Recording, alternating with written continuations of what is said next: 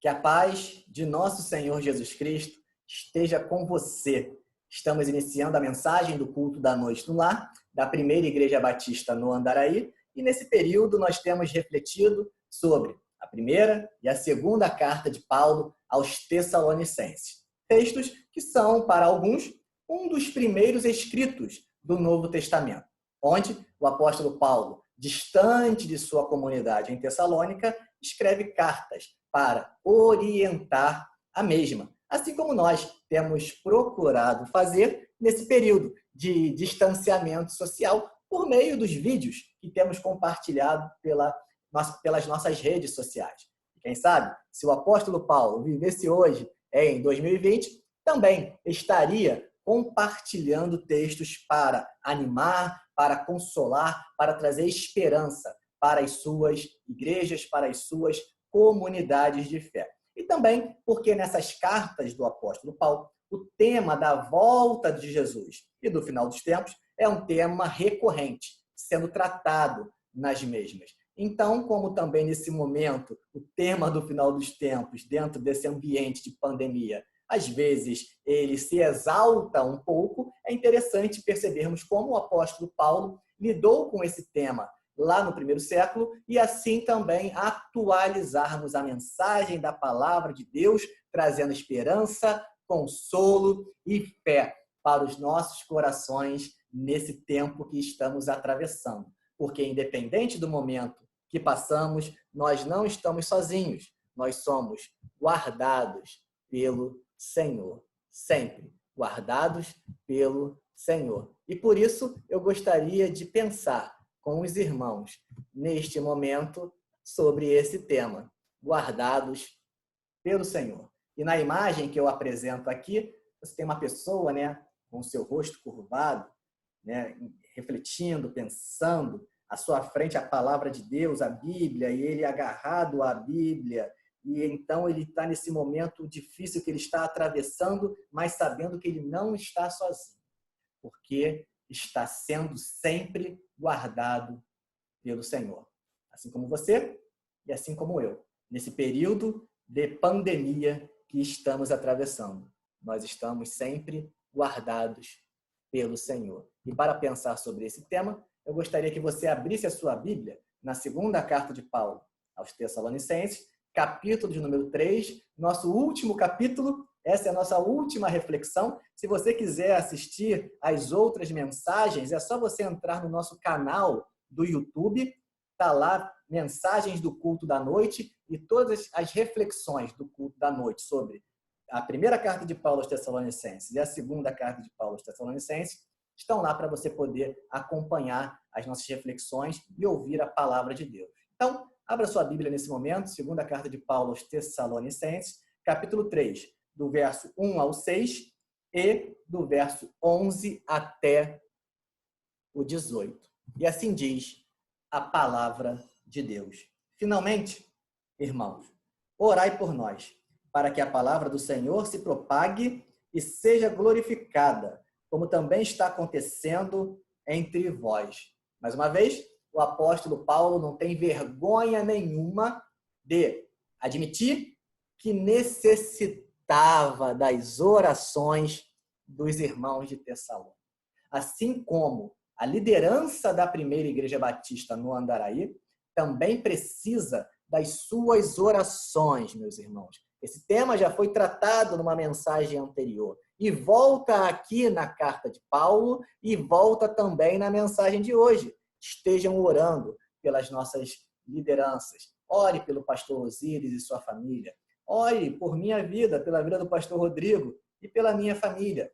Ore pelo corpo diaconal de nossa igreja. Ore pelos líderes dos ministérios de nossa igreja. Esteja intercedendo pela nossa liderança. Assim como a liderança está orando por você, meu irmão, que você também esteja orando pela sua liderança, porque precisamos e muito das orações dos irmãos. Assim como o apóstolo Paulo, que admite necessitar das orações dos irmãos da comunidade de Tessalônica.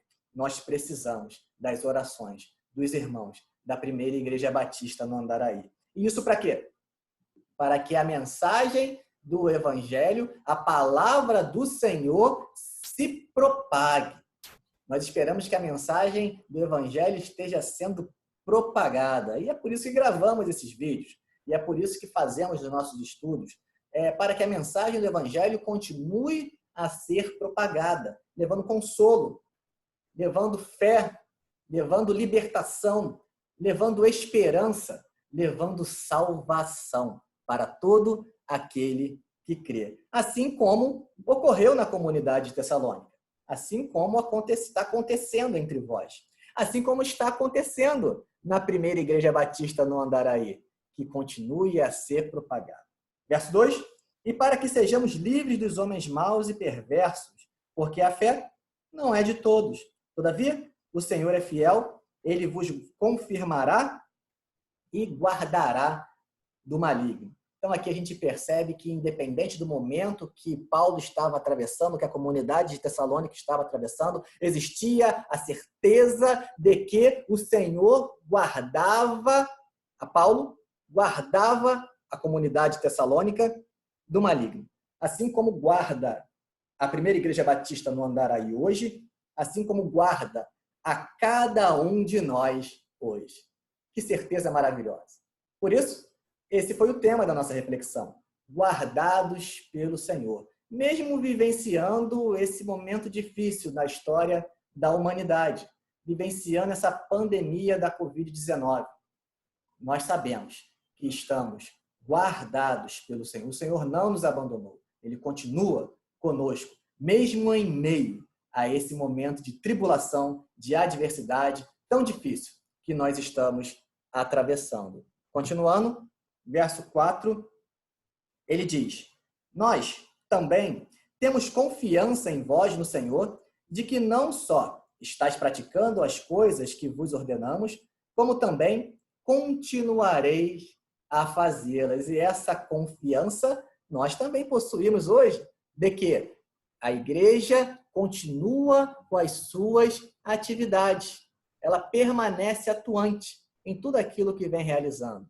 Nós vemos o Ministério Infantil disponibilizando mensagens abençoadoras para as nossas crianças, Ministério de Ação Social distribuindo as cestas básicas, Ministério de Música e Arte realizando ali as celebrações dos cultos, gravando vídeos de adoração ao Senhor.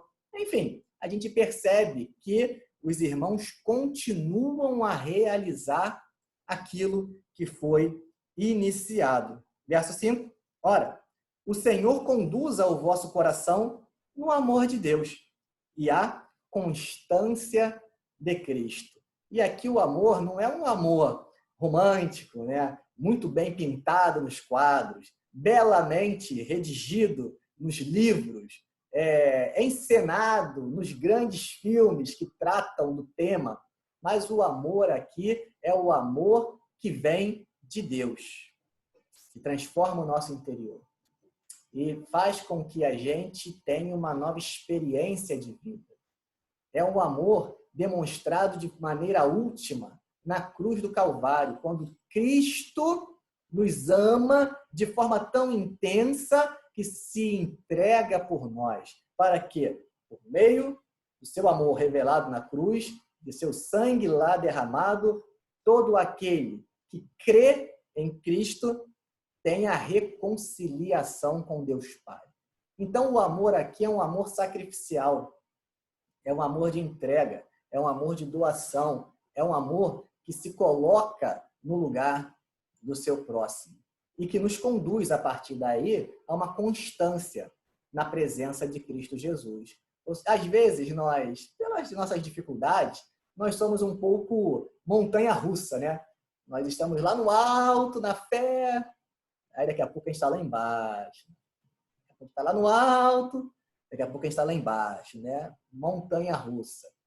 A gente é assim, né? A gente é falho, a gente é pecador, mas a palavra de Deus nos exorta para que a gente não viva dessa maneira, mas para que a gente busque a constância que vem de Cristo Jesus, nosso Senhor e Salvador. Verso 6, nós vos ordenamos, irmãos, em nome do Senhor Jesus Cristo, que vos aparteis de todo irmão que ande desordenadamente, e não segundo a tradição que de nós recebestes. Então, aqui existe uma questão que vai ser tratada agora, nos versos seguintes, né? O apóstolo Paulo escreveu na primeira carta sobre a vinda de Jesus. E alguns irmãos, entendendo que Cristo estava voltando, decidiram não trabalhar mais. Ora, Cristo voltará, o que adianta? Eu estar trabalhando, desenvolver minha profissão, desenvolver a minha carreira, desenvolver toda essa dinâmica social terrena, se quando Cristo voltar, acabou tudo, né? É o final da história, é novo céu e nova terra, então tudo que eu estou desenvolvendo aqui perde o seu sentido. Então, alguns irmãos não estavam trabalhando. Paulo, então, vai exortá-los, dizendo que quando ele, Paulo, estava lá com os irmãos em Tessalônica, mesmo podendo solicitar algo por ser um apóstolo e viver da palavra de Deus, ele disse que não foi pesado para a comunidade. Ao contrário, ele trabalhava e tinha o sustento dele, não necessitando oprimir ou explorar ou se tornar um peso para a comunidade. Ora, se ele não agia dessa maneira, como podem agora algumas pessoas quererem se colocar dessa forma? E ele vai então criticar essa postura e vai dizer que todos precisam trabalhar e cooperar para a vida na comunidade. E assim a comunidade conseguir se organizar, se ajustar, sem que ninguém se torne um peso para o outro. Então, é sobre isso que ele vai tratar a partir de agora, a partir dos versos seguintes. Foi essa a tradição que ele deixou para a comunidade tessalônica. Todos trabalhem e tenham o seu sustento, não se tornando um peso para os irmãos. E esses versos seguintes eu irei pular e já iremos direto para o verso de número 11, que diz: Pois, de fato, estamos informados de que entre vós há pessoas que andam desordenadamente, não trabalhando. Então, existiam pessoas que não estavam cooperando com a comunidade. Antes, se intrometem na vida alheia. Muito tempo ocioso, né? Aí acaba se metendo na vida dos outros. Já que não cuida da sua própria vida, acaba se metendo na vida dos outros. Será que isso acontece hoje ainda? É uma pergunta interessante para a gente se responder. Cada um responder para si mesmo, né? Se às vezes o tempo ocioso se transforma em se meter na vida do outro, né? Seja diretamente no contato físico, ou quem sabe também no contato virtual, entrando na página do irmão e se metendo e enchendo a paciência do nosso querido irmão. Então, fica a reflexão para a gente nesse momento, né? Se metendo na vida alheia, verso 11. Verso 12, a eles, porém, determinamos e exortamos no Senhor Jesus Cristo que, trabalhando tranquilamente, comam o seu próprio pão. Ou seja, não seja um peso para o outro, querendo não fazer nada e ainda oprimir o outro comendo do alimento tão penoso do trabalho do seu irmão. E vós, irmãos, não vos canseis de fazer o bem. Ou seja, vocês vão ajudar, é claro, vocês vão fazer o bem. Vocês vão ajudar aqueles que estão passando por necessidade. Porém, aquela pessoa que pode trabalhar e do seu trabalho se alimentar, por que não fazer isso? Por que não está agindo dessa forma? Aí você está lidando com uma pessoa que está agindo de má fé. Então, essa pessoa precisa ser exortada. Mesmo que a gente saiba que você, enquanto um cristão, pelo amor que vem da parte de Deus, você vai ajudar todo mundo. Vocês não vão se cansar de fazer o bem, né? Continuando o texto, verso 14. Caso alguém não preste obediência à nossa palavra dada por esta epístola, notai, fica de olho nesse camarada. E não vos associeis com ele, para que fique envergonhado. Ou seja, para que a pessoa se perceba, né? Se manque de que ela está errada naquilo que ela está fazendo, né? E se sentindo envergonhado, tiver vergonha na cara, mude a sua postura. É mais ou menos isso que o apóstolo Paulo está tentando argumentar com a comunidade de Tessalônica. Verso 15, todavia, não considereis inimigo. A ideia aqui não é polarizar, um para um lado, outro para o outro, não. Até mesmo porque a comunidade vai fazer o bem, ela vai ajudar. Então, não é para tratar o camarada que está errado como inimigo. É para fazer o que então, Paulo, com essa pessoa? mas advertiu como um irmão. Então, orienta essa pessoa, trate com essa pessoa.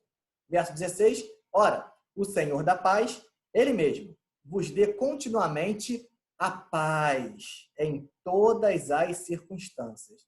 O Senhor seja com todos vós. Então, essa paz que não implica em ausência de lutas, em ausência de tribulações, em ausência de dificuldades, mas que nos permite o transcender dessa realidade, experimentando a paz que vem de Deus, que é uma paz que age trazendo uma completude em todas as esferas de nossas vidas, que esse Deus de paz nos dê dessa paz. A paz que o mundo não pode dar, que somente Jesus Cristo pode nos oferecer.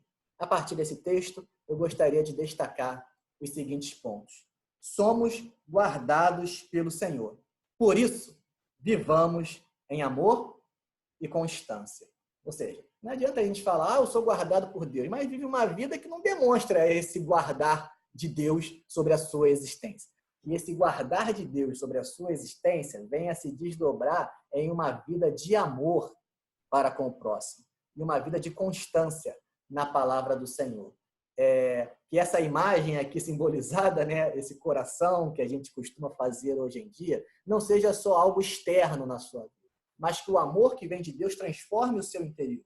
E transformando o seu interior, você externamente venha a demonstrar esse amor sacrificial, esse amor que se entrega pelo seu próximo. E isso de maneira constante na nossa caminhada. E o texto que eu gostaria de destacar sobre esse ponto é o versículo 5, que diz: ora, o Senhor conduza o vosso coração ao amor de Deus e à constância de Cristo. Que você possa ser conduzido ao amor de Deus e à constância de Cristo Jesus, nosso Senhor e Salvador. Em segundo lugar, somos guardados pelo Senhor. Por isso, vivamos na prática do bem. Então, esse amor que transforma o nosso interior se desdobra em ações exteriores de forma constante na prática do bem, estendendo as mãos para aqueles que estão caídos e ajudando-os a se levantar. Em nossa igreja, quando nós tínhamos aqueles momentos gostosos de reunião presencial lá na Rua Leopoldo, 71, no Andaraí, nós tínhamos um momento de consagração da nossa comunhão. E nesse momento a gente dava as mãos, né? Os irmãos lembram? E a gente orava, consagrando ao Senhor a nossa comunhão. E as mãos dadas ali simbolizavam como deveríamos andar, de maneira tal que, quando um irmão viesse a cair, os demais o levantavam, o ajudavam na sua trajetória de vida, né? Realizando sempre a prática do bem.